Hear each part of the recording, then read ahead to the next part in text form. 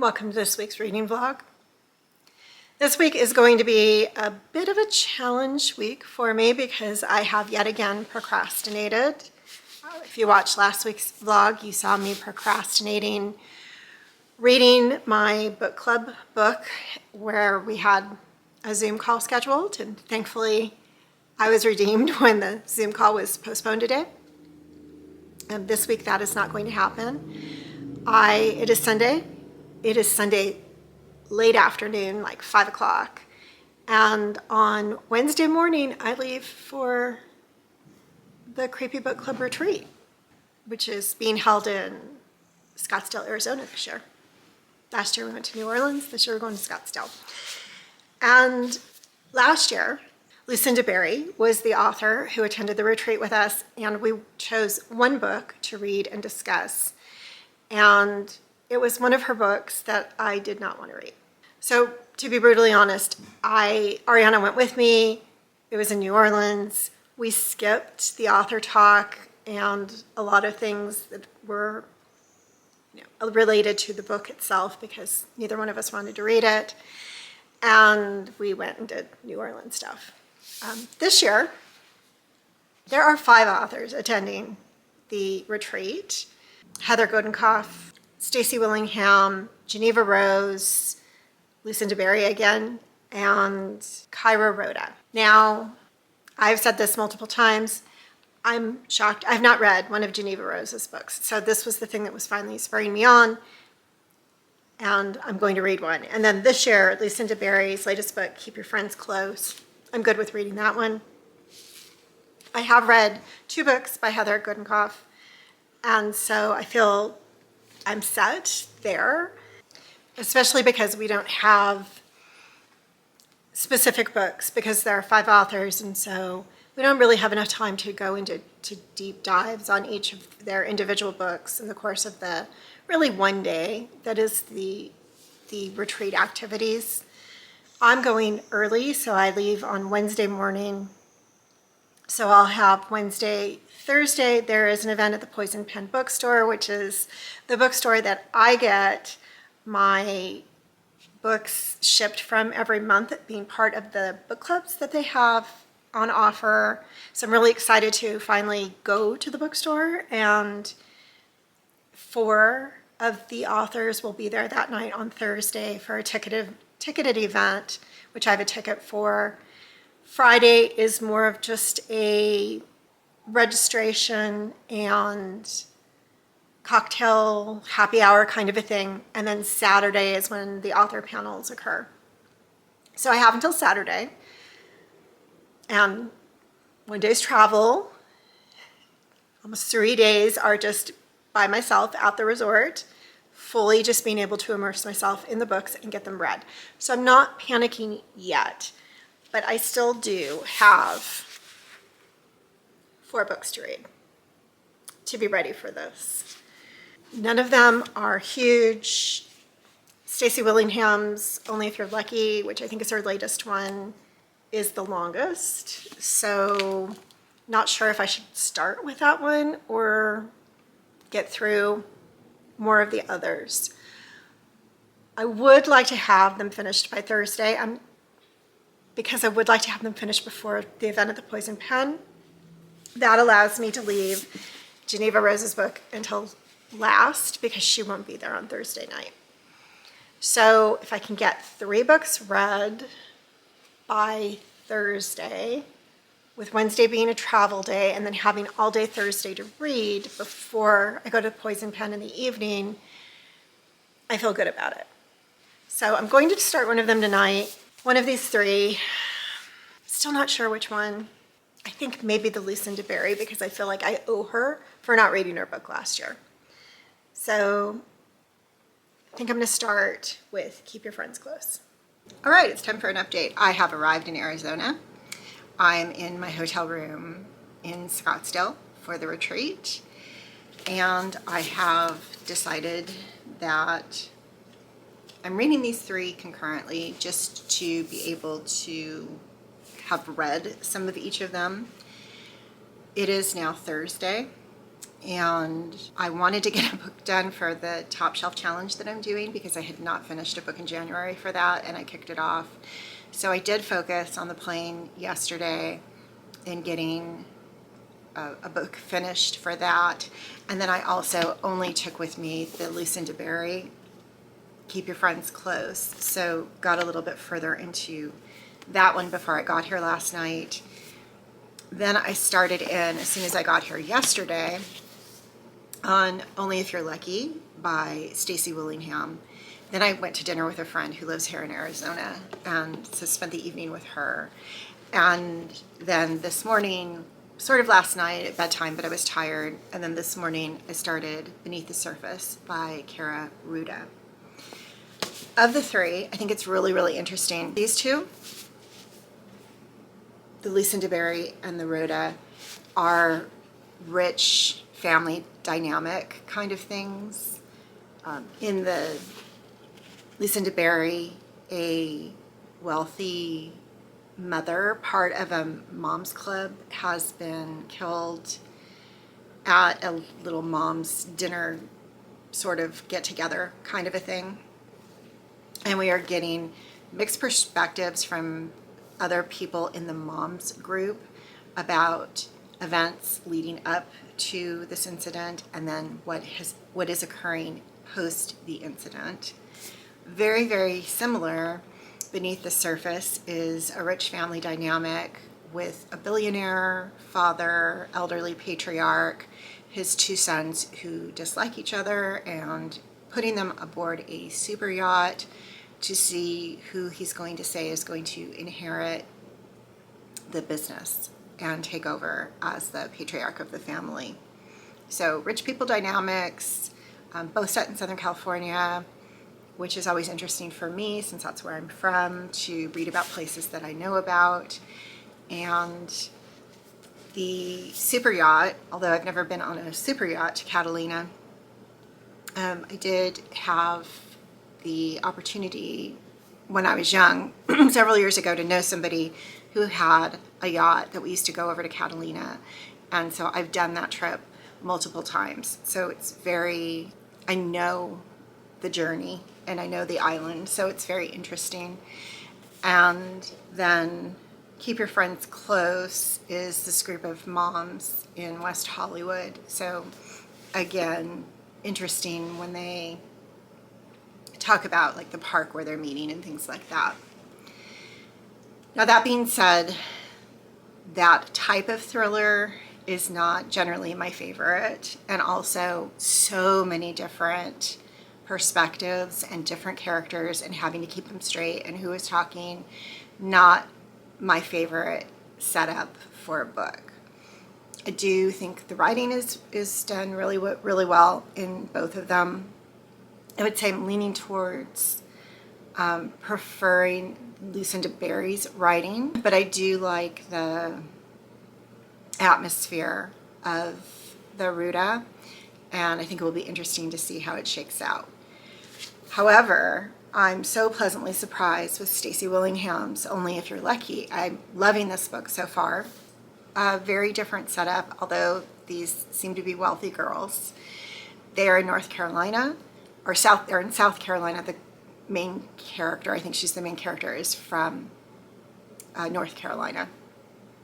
And they are in school, they are sophomores in college, and there's already been one murder off screen that we just know who the victim was. And then we have this very dynamic girl who we think is the ringleader, but is she really the ringleader? And she is missing after a very creepy game of truth or dare with the other three roommates. So we're getting everything from the perspective of our main character, who is Margot, and it's primarily told current. However, we are getting occasional chapters that go back to before and how Margot became involved with this group of girls and became their roommate. I'm really enjoying it. I like the vaguely academic setting that they are college students. I think Margot is an English major, so of course that speaks to me. And also, Margot has often felt like an outsider. She's had a very good, very close best friend for her whole entire life. They were besties until her best friend passed away after graduation from high school.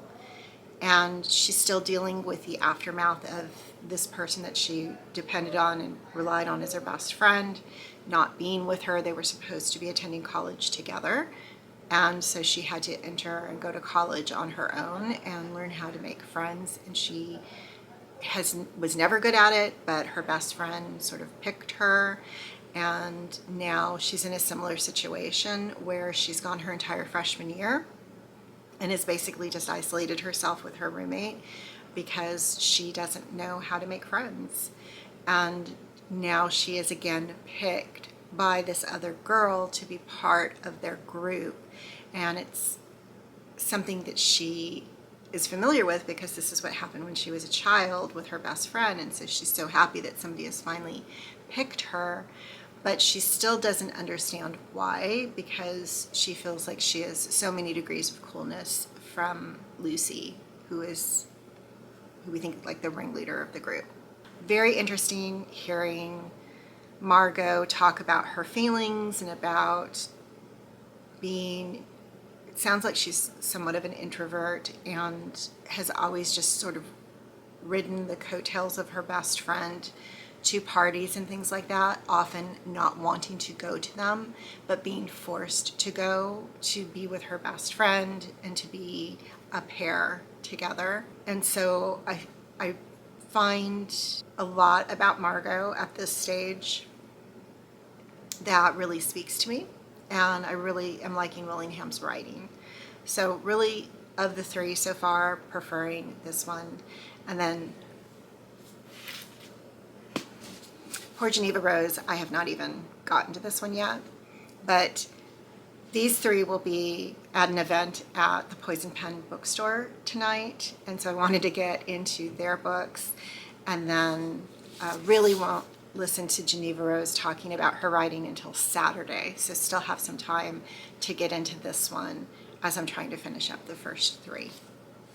So that is the update, and I will say the book I finished for the Top Shelf Challenge, I won't talk a lot about it since it's obviously in that video, is Jeffrey Seeger's Assassins of Athens.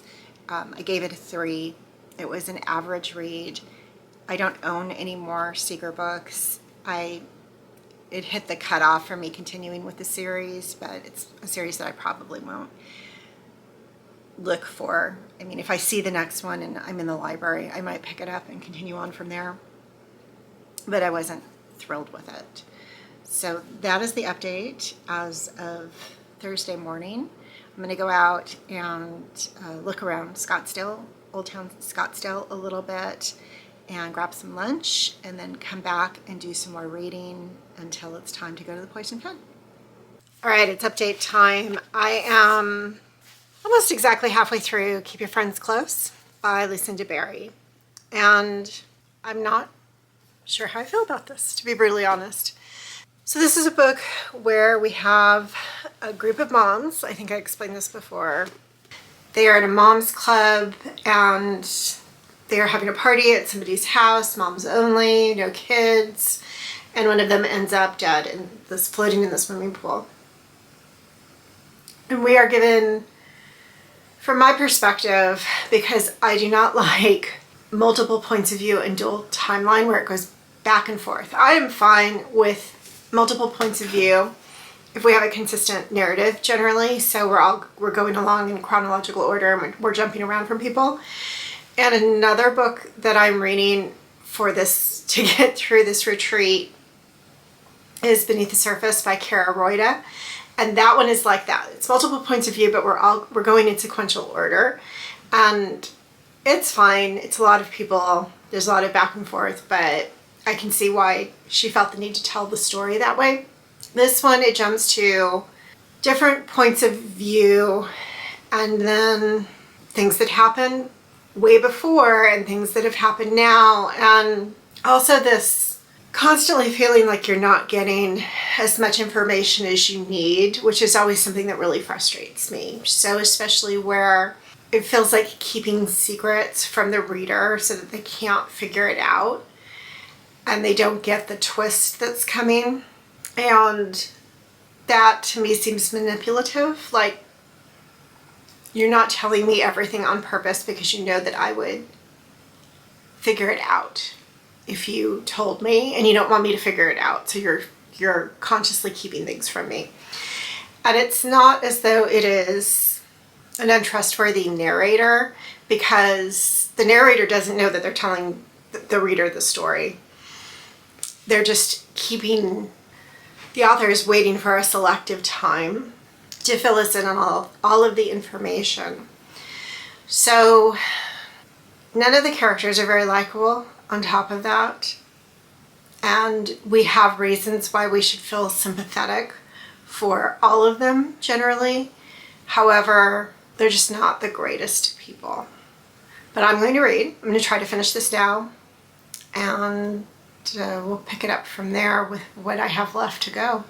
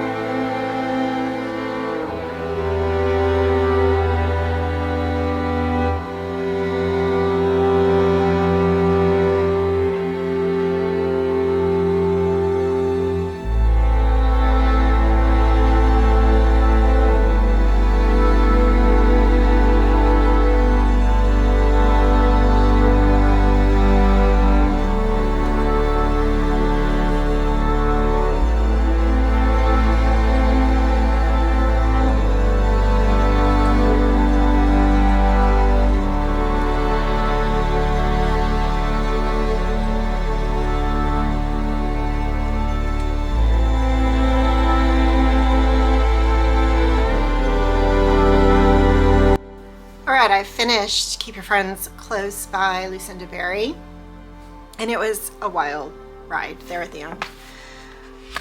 I'm going to give it a 4.5 stars. I didn't really have any complaints about it, but it felt more like a psychological study almost. We have all of these women, and we're basically getting an unraveling of all of their lives after this event where they lost their friend. And it seemed less about the thriller, the crime and who did it and why did it happen. The more just watching the dysfunction of their lives and them falling apart. So I enjoyed the writing. I enjoyed the story. Again, no likable characters in this one, so if that's a problem for you, stay away from it. It was interesting to read it concurrently with hearing Lucinda Berry talk about her writing and the style of her writing. So from that aspect, I think I might have enjoyed it more than I would have if I had just been reading it at home without that connection. But yeah, overall, 4.5 stars, so pretty highly rated book for 2025. With that, I'm going to wrap up this week's vlog here. Tell your pets I said hi, thanks for watching, and I'll see you next time.